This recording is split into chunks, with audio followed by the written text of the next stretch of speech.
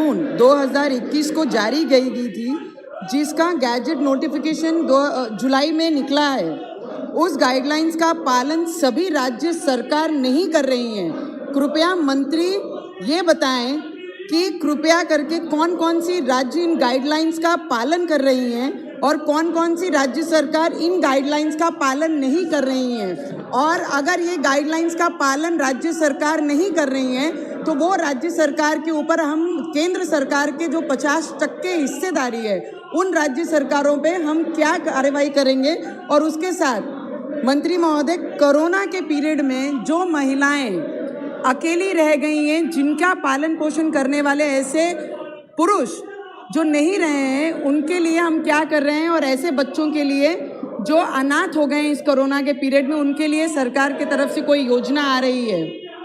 धन्यवाद। मैं प्रफुल्लित हूँ महोदय कि सांसद महोदया ने प्रश्न महिला शक्ति केंद्र का था, लेकिन विस्तृत जानकारी पूरे मंत्रालय के बारे में मांग डाली है।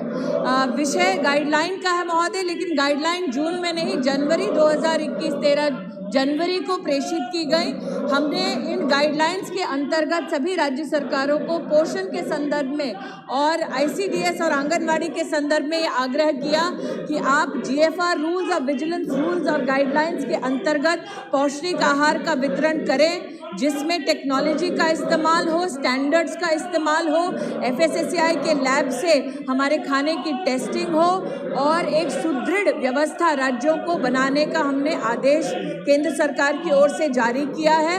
राज्य सरकारों के साथ सतत हम इस चर्चा में रहे हैं कि किस प्रकार से वो अपने डिस्ट्रिक्ट में न्यूट्रिशनल कमेटी बनाएं और उसके अंतर्गत काम करें। लेकिन महोदय, आपके माध्यम से सदन में हर सांसद से मैं आग्रह करना चाहती हूँ, उनके जिले में अगर 13 जनवरी 2021 की गाइडलाइन के अंतर्गत काम नहीं हो रहा तो वो निश्चित रूप से मेरे विभाग को सूचित करें, ताकि हम वो विषय उस संबंधित राज्य सरकार के साथ उठा सकें। क्या श्री जगदम्बिका पाल जी?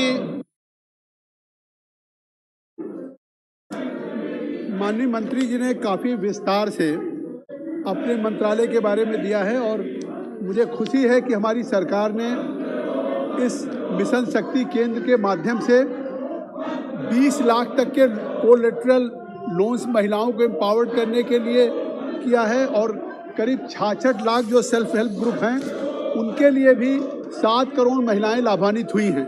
निश्चित तौर से